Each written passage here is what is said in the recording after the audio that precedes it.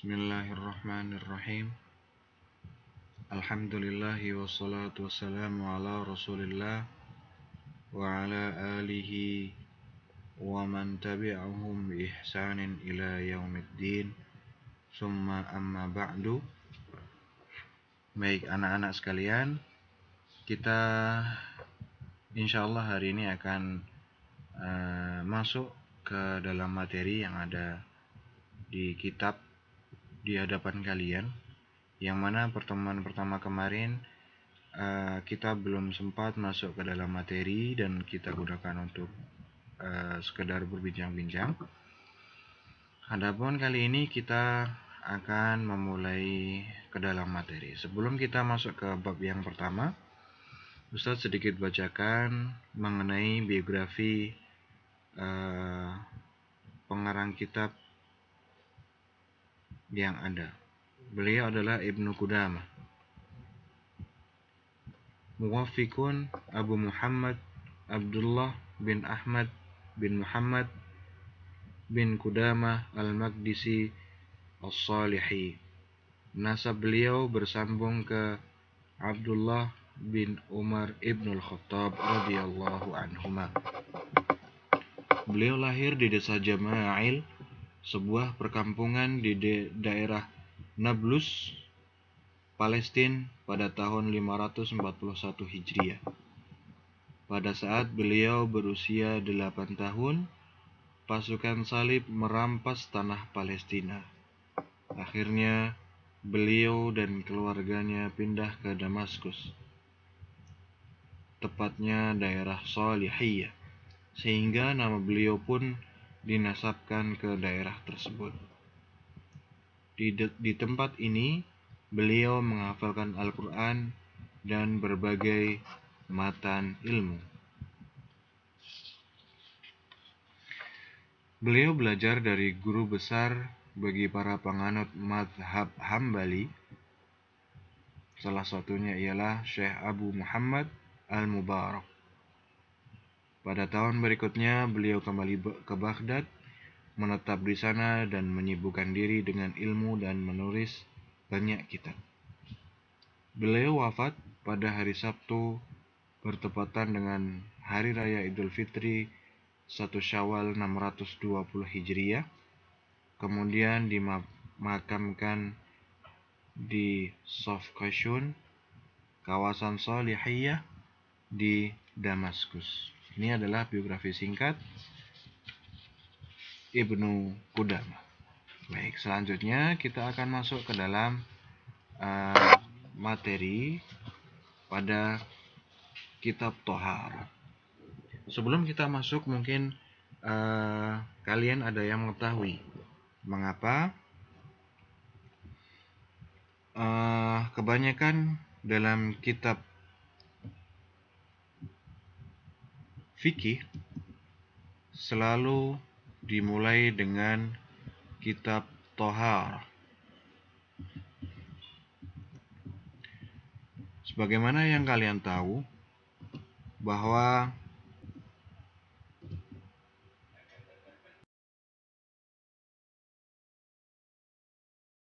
pertama adalah hukum-hukum air.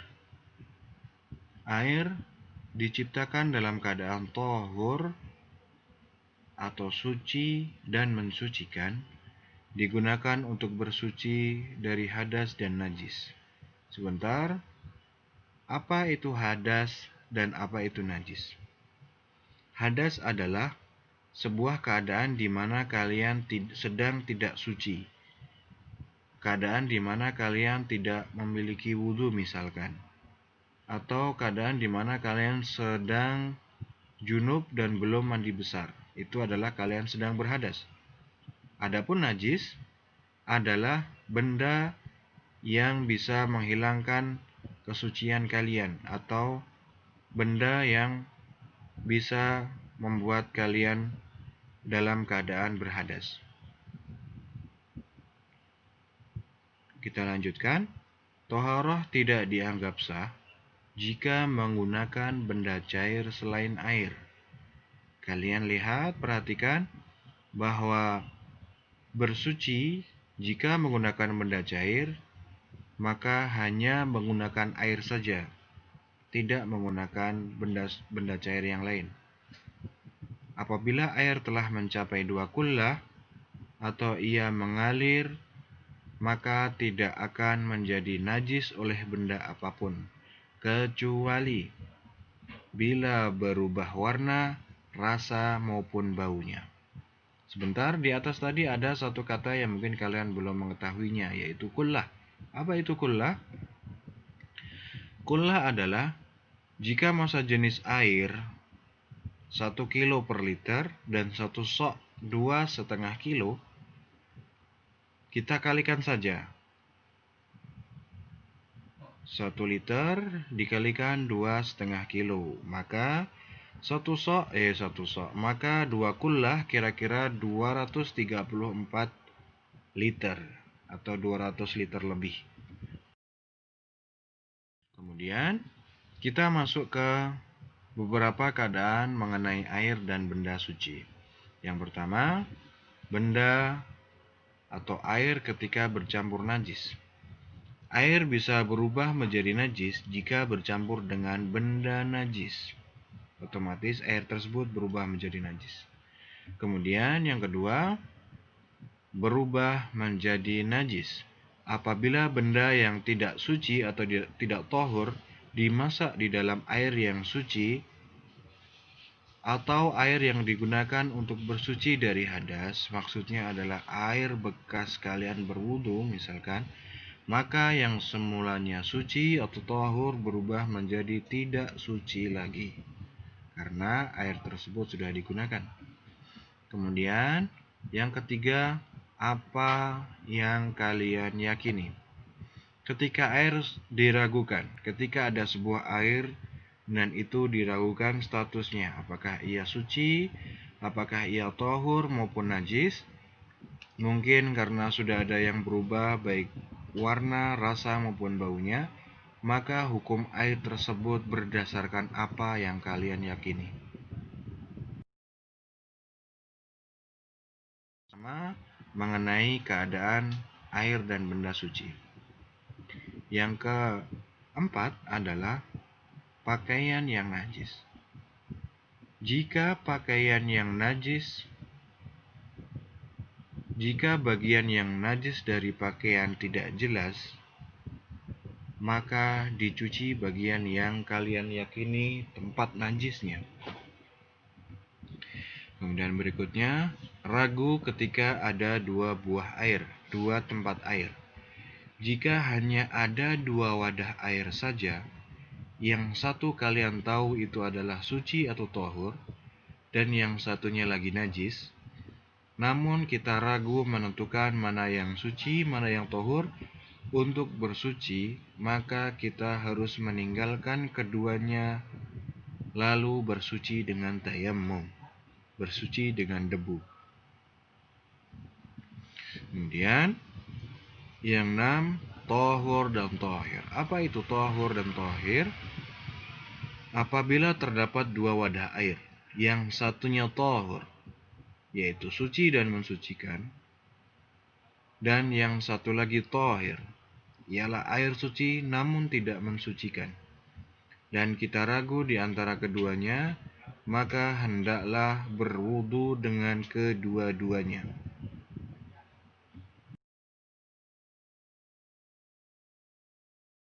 Masih di materi yang sama mengenai air dan benda suci.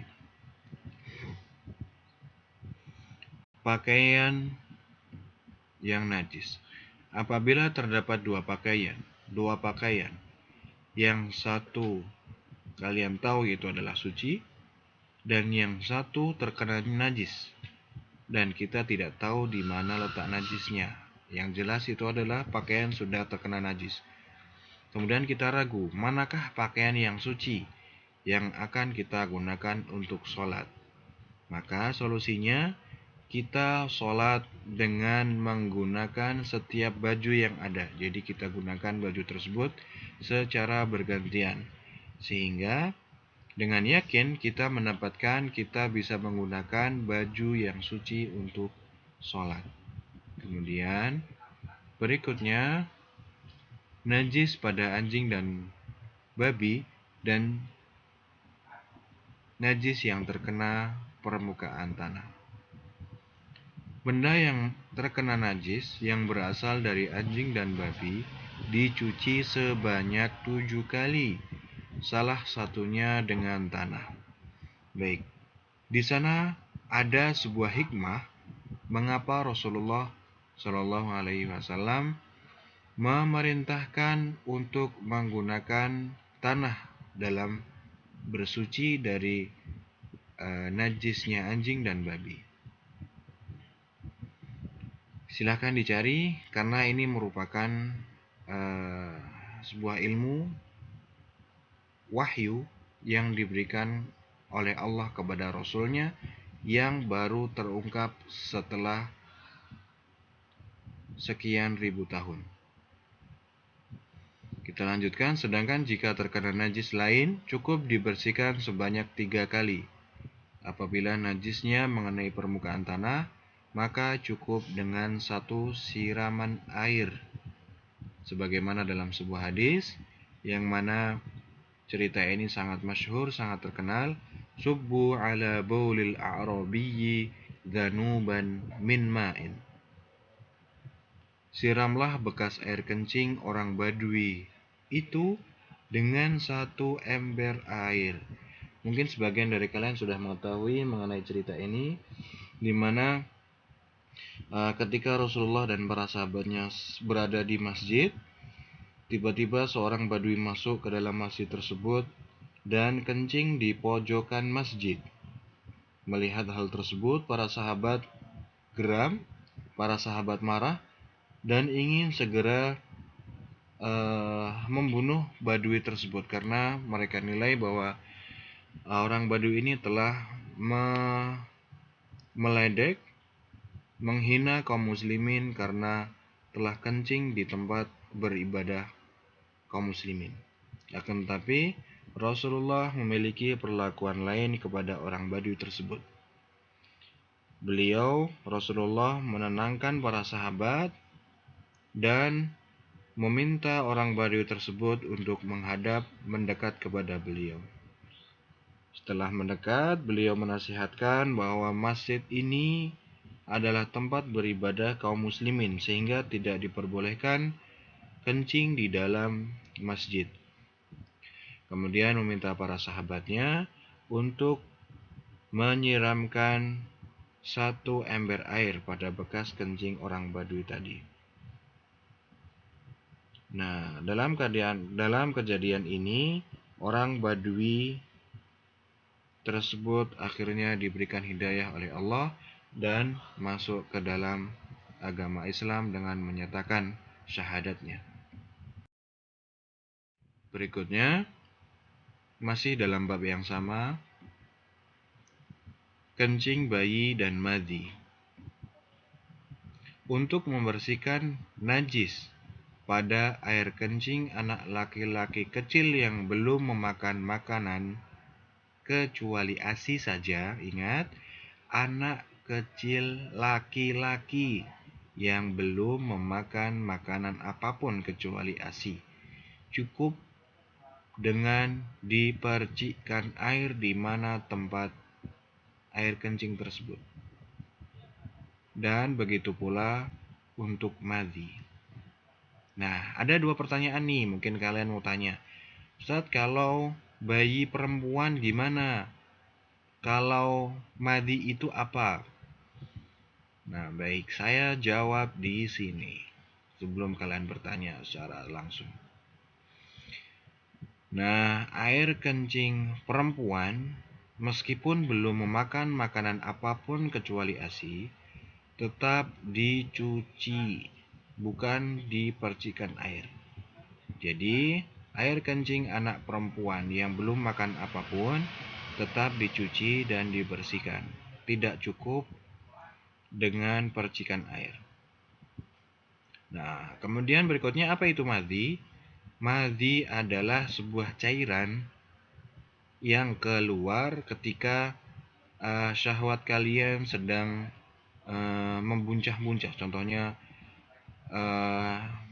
lagi syahwatnya sedang tinggi, akan tetapi dia keluar sebelum air mani keluar. Itu adalah cairan madhi, dan itu tidak najis. Cukup kalian percikkan air dalam pakaian yang terkena madhi, dan itu insya Allah sudah suci. Yang ke-10 adalah madhi, darah, dan nanah. Lah, itu tipe darah ya. Madhi, darah, dan nanah. Madhi, darah, nanah, dan berbagai macam zat yang berasal darinya, dari kemaluan. Jika kadarnya sedikit, maka hal itu dimaafkan. Ingat, kadarnya sedikit. Nah, apa itu sedikit? Sedikit ialah yang tidak dianggap banyak oleh umumnya manusia, oleh kebanyakan manusia. Kemudian yang ke-11, mani dan air kencing hewan. Air mani manusia dan air kencing hewan yang dimakan dagingnya adalah thahir, suci, tapi tidak mensucikan. Air kencing sapi, kambing itu suci. Kalian terkena pun tidak masalah.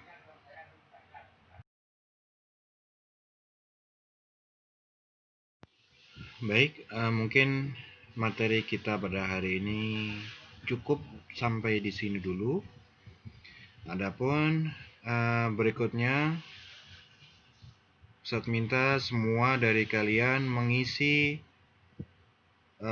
beberapa pertanyaan yang sudah Ustadz sediakan di grup kalian melalui Google Form. Dan silakan segera diisi dengan sebaik-baiknya berdasarkan materi yang telah kita sampaikan tadi. Setelah kalian isi, kembali ke grup dan selalu pantau grup kelas kalian hingga pelajaran selesai. Terima kasih. Kita kembali ke grup kelas.